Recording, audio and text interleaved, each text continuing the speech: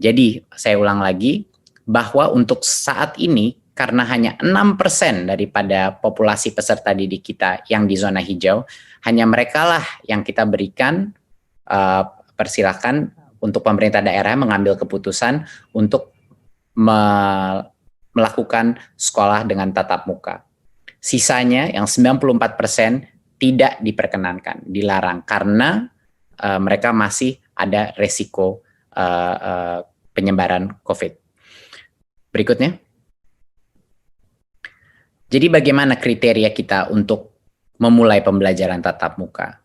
Tentunya dari seperti yang saya paparkan tadi, pertama harus zona hijau, dan itu penetapannya ada di gugus tugas, dan nanti akan diperjelaskan juga dengan kepala gugus tugas apa yang dimaksudkan zona hijau, kuning, dan oranye. Jadi pertama, kabupaten atau kota itu harus zona hijau. Kedua, Pemda harus memberikan izin, jadi Pemdanya pun harus setuju. Dan yang ketiga, satuan pendidikan telah memenuhi, yaitu sekolahnya telah memenuhi semua checklist dan yang checklist daripada persiapan pembelajaran tatap muka. Pada saat ini semua tiga langkah pertama untuk kriteria pembukaan, sekolahnya boleh mulai pembelajaran tatap muka. Tapi ada satu lagi perizinan yang harus dipenuhi, yaitu orang tuanya murid pun harus setuju untuk anaknya mereka pergi ke sekolah pada saat itu. Jadinya, misalnya zona itu sudah zona hijau, Pemda sudah mengizinkan, dan satuan pendidikan itu sudah memenuhi checklistnya. Sekolahnya boleh mulai pembelajaran tatap muka, tetapi tidak bisa memaksa murid yang orang tuanya tidak memperkenankan untuk pergi ke sekolah karena masih belum cukup merasa aman untuk harus ke sekolah. Jadi murid itu pun walaupun sekolahnya mulai tatap muka, kalau orang tuanya masih tidak merasa nyaman, murid itu diperbolehkan masih belajar dari rumah. Jadi itu penting. Kita punya banyak sekali level persetujuan untuk anak atau peserta didik itu bisa masuk ke sekolah. Ya. Sekali lagi, ini hanya yang zona hijau yang merepresentasikan 6% daripada populasi peserta didik kita. Dan zona hijau ini bisa semakin besar, bisa semakin kecil, tergantung pada designasi daripada gugus tugas. Berikutnya. Untuk sekolah yang sudah memenuhi semua checklist itu pun, yang di zona hijau, kita melakukan tiering daripada mana jenjang yang boleh masuk dulu. Ya. Jadinya untuk bulan pertama, pada saat itu checklist sudah terpenuhi, hanya diperkenankan SMA, SMK, dan SMP. Jadi hanya yang level lebih menengah situ. Jadi SD saat ini belum boleh dipersilakan membuka, harus menunggu 2 bulan lagi. Ya, jadinya untuk yang paling awal pun hanya level SMP ke atas yang boleh. Baru setelah 2 bulan, kalau semuanya masih oke dan semua masih hijau, baru boleh SD dan SLB yang mulai dibuka. Ya. Mungkin saya koreksi, untuk yang tahap 1 adalah SMA, SMK, MA, MAK, SMTK, SMK, dan lain-lain. Ya. Untuk tahap 2, 2 bulan setelah itu baru boleh SD, ya, MI, dan paket dan SLB. PAUD adalah yang paling terakhir dan baru boleh di bulan ke-5 kalau zona itu masih hijau. Ya, bulan ke-5 barulah PAUD boleh memulai belajar dengan tatap muka. Dan kami telah mendapat berbagai macam masukan dan input dari berbagai macam stakeholder dalam masyarakat, dan menurut kami ini adalah cara yang paling pelan dan bertahap untuk memastikan keamanan murid-murid kami. Karena kenapa yang paling muda atau jenjang paling bawah itu kita terakhirkan, itu karena bagi mereka lebih sulit lagi untuk melakukan social distancing, ya, interaksi, apalagi untuk SD dan untuk PAUD. Makanya bahkan itu tempat zona itu sudah hijau, masih kita berikan rentan waktu 2 bulan antara SMP SMA, baru 2 bulan lagi baru SD, baru 2 bulan lagi baru PAUD. Ya. Berikutnya, nah apa yang terjadi sebentar, bisa balik sebelumnya. Mohon dimengerti bahwa pada saat zona hijau itu, kalau zona hijau itu berubah menjadi zona kuning, itu artinya proses ini diulang lagi dari nol. Jadi tidak diperbolehkan belajar tatap muka. Ya, jadi semuanya harus balik lagi belajar dari rumah. Ya, berikutnya. Ya.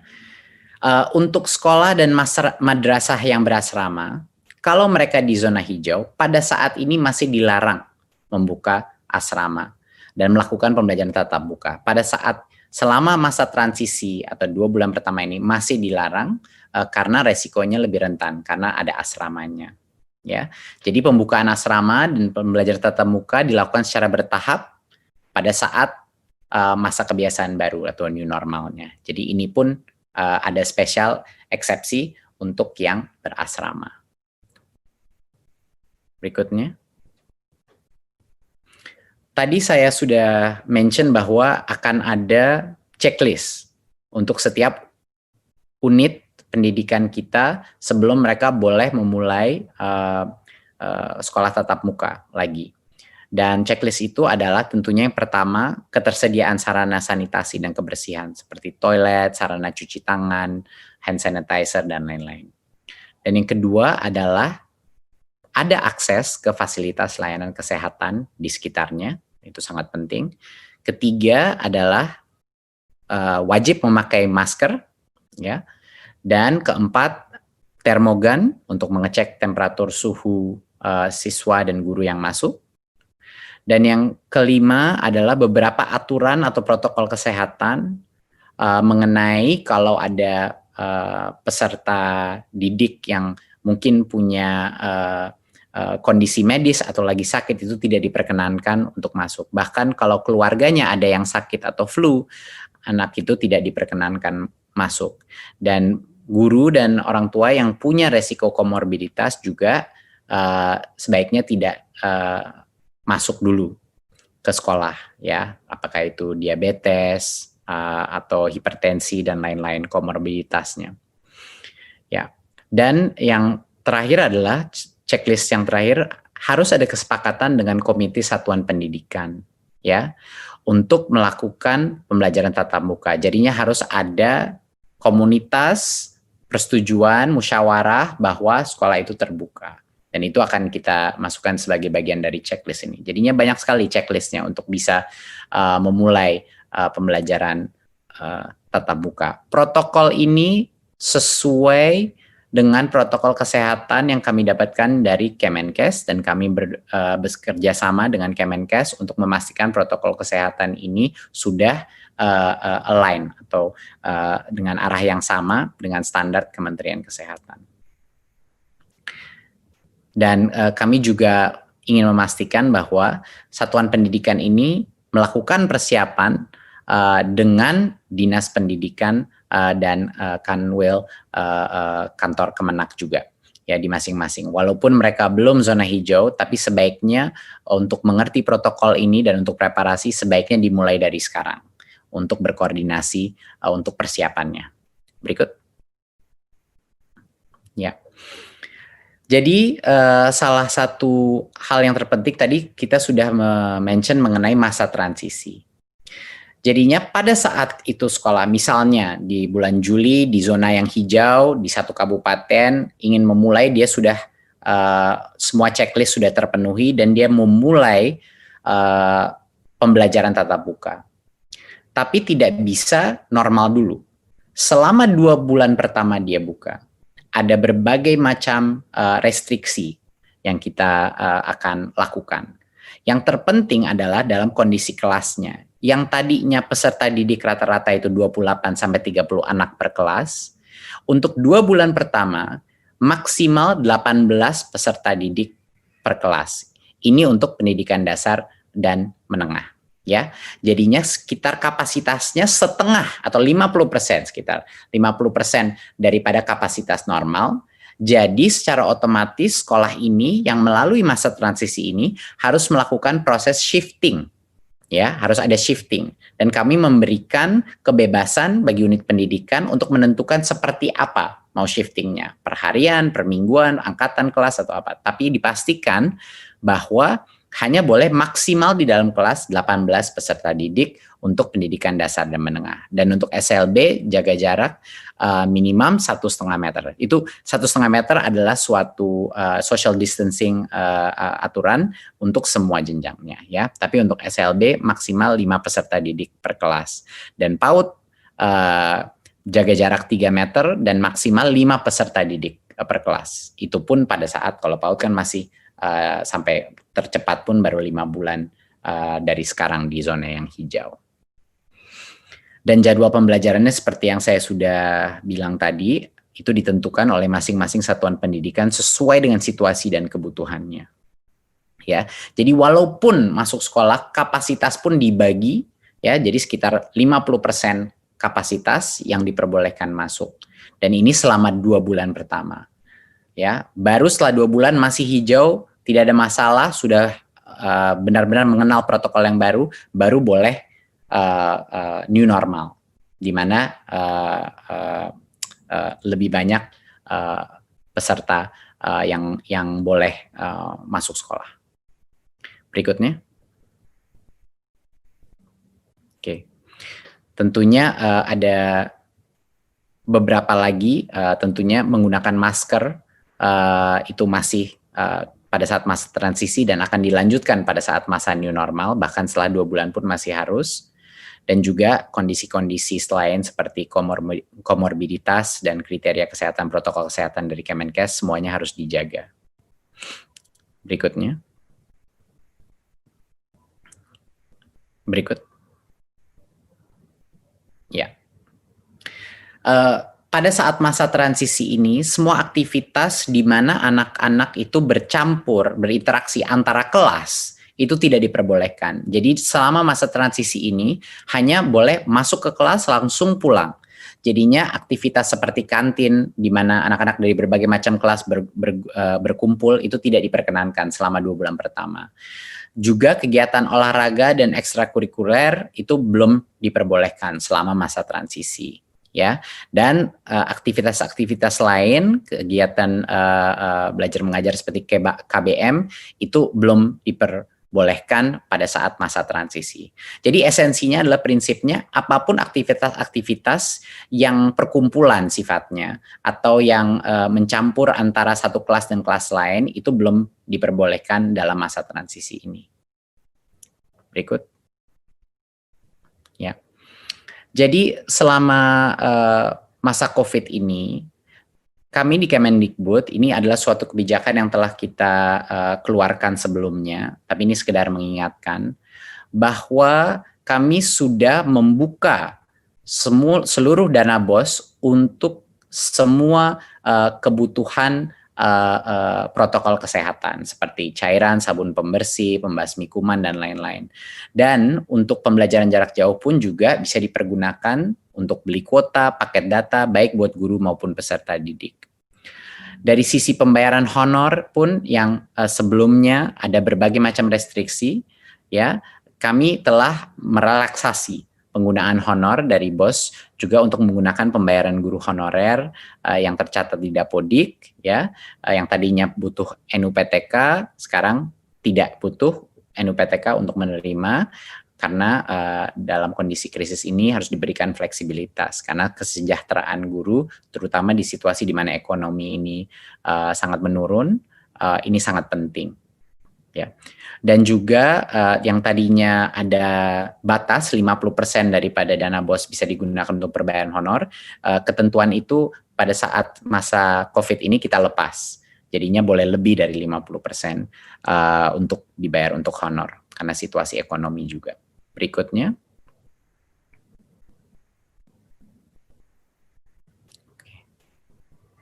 Ya. Ya, BOP PAUD juga sama, ya, alokasinya bisa digunakan untuk berbagai macam pembelajaran jarak jauh maupun juga untuk protokol kesehatan.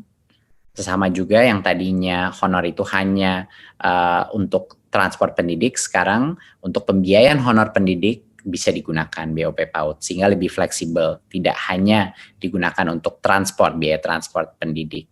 Dan yang sebelumnya persentase penggunaannya disekat-sekat, untuk masa krisis ini tentu besaran persentase per kategori itu dilonggarkan, jadi tidak ada lagi diberikan sekat-sekat, jadi sesuai dengan kebutuhan masing-masing PAUD yang ada. Jadi ini sekedar penekanan dari kami bahwa fleksibilitas penggunaan dana BOS itu bisa digunakan untuk melakukan masa transisi ini ya terhadap new normal, dan itu sudah kita bebaskan bagi masing-masing kepala sekolah untuk menggunakan diskresinya untuk menjaga protokol kesehatan jika mereka sudah di zona hijau. Berikut.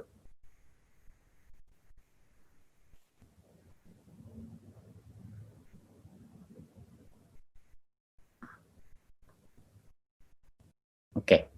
Sedikit mengenai pendidikan tinggi. Berikut. Ya, tahun akademik pendidikan tinggi tetap dimulai bulan Agustus 2020.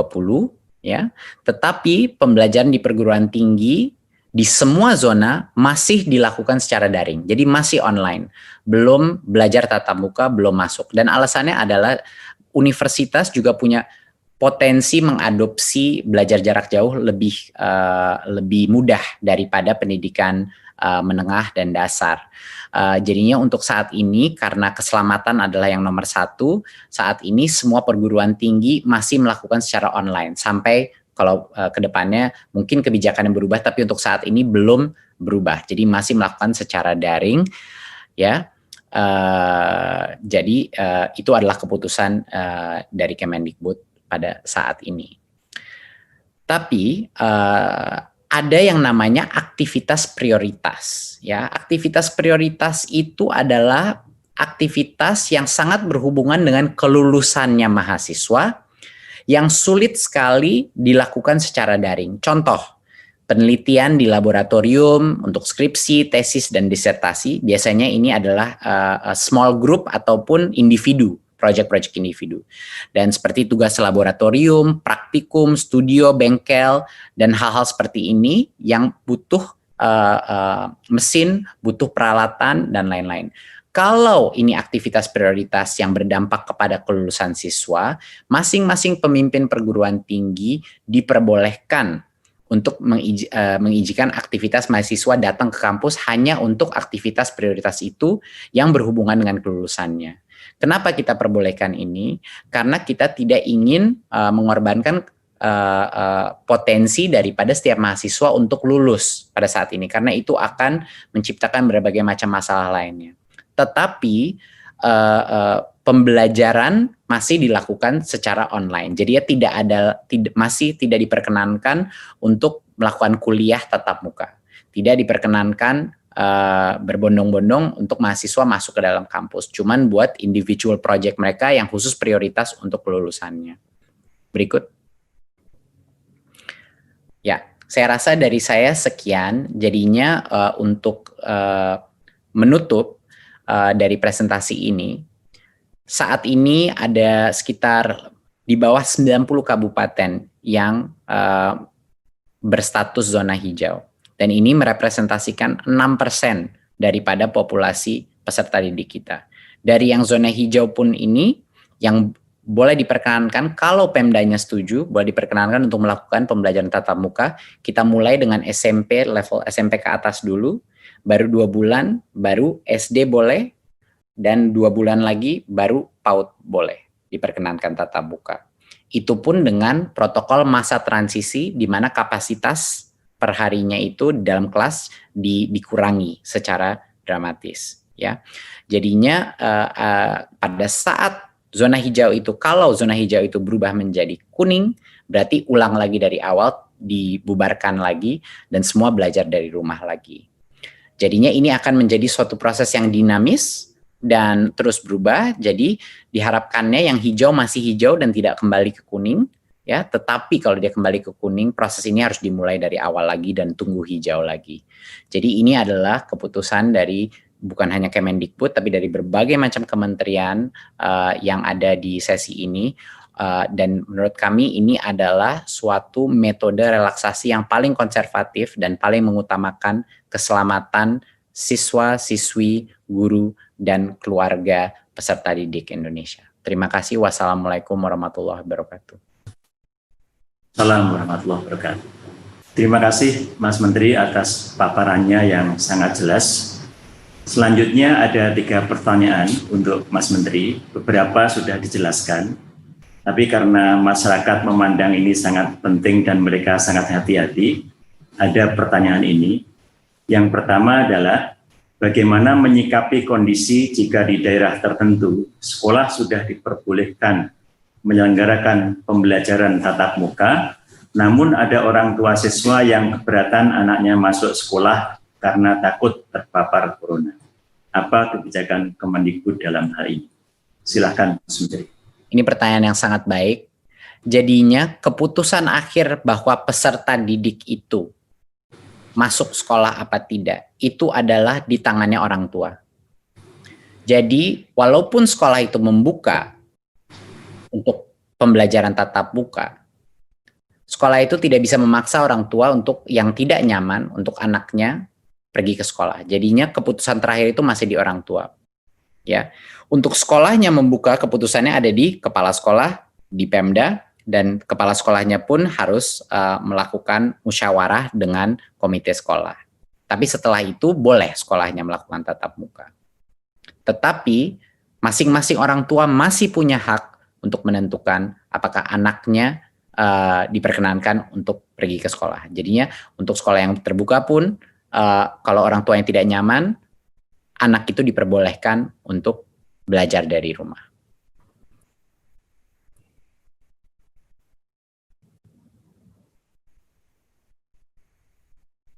Di daerah zona hijau, apakah ada bantuan ke sekolah-sekolah untuk biaya menyiapkan sarana dan prasarana untuk melaksanakan protokol kesehatan, terutama di daerah yang kondisi perekonomian masyarakatnya menengah ke bawah? Seperti yang tadi sudah saya jelaskan, kita hampir ada 100% fleksibilitas dana BOS di masing-masing daerah yang bisa dipergunakan untuk mematuhi protokol kesehatan tersebut. Jadi itu sudah dibebaskan, dibikin 100% fleksibel bagi kepala sekolah untuk mengalokasikan dana anggaran BOS. Dan kami juga mengharapkan dari Kemendikbud dan semua pemerintah daerah juga mendukung dari sisi anggarannya untuk mendukung protokol kesehatan ini agar proses belajar tatap muka ini bisa terjadi. Jadi harapan ini adalah suatu inisiatif yang gotong royong antara pusat, daerah, dan berbagai macam lintas kementerian. Masih ada satu pertanyaan lagi, yang ketiga, yaitu banyak orang tua khawatir akan penularan COVID-19 sehingga meminta sekolah dibuka kembali pada bulan Desember 2020. Hal ini dikuatkan dengan rekomendasi Ikatan Dokter Anak Indonesia. Bagaimana tanggapan Kemendikbud?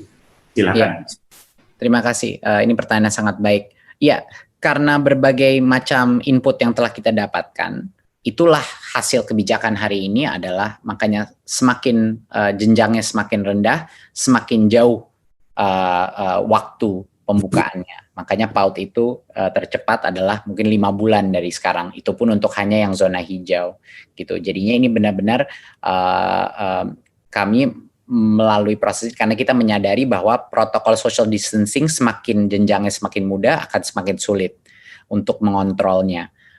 Bukan cuma buat pemerintah, bahkan di dalam bagi guru pun akan sangat sulit mengontrolnya, terutama buat PAUD ya. SD pun pasti juga tidak mudah. Jadinya kami ingin melakukan ini sepelan mungkin dengan tiering sistem seperti itu. Dan seperti yang sudah saya utarakan sebelumnya, bahkan yang tatap muka pun dengan kapasitas yang sangat di bawah normal. Jadinya semua sekolah yang memulai masa transisi harus melakukan shifting terhadap ini.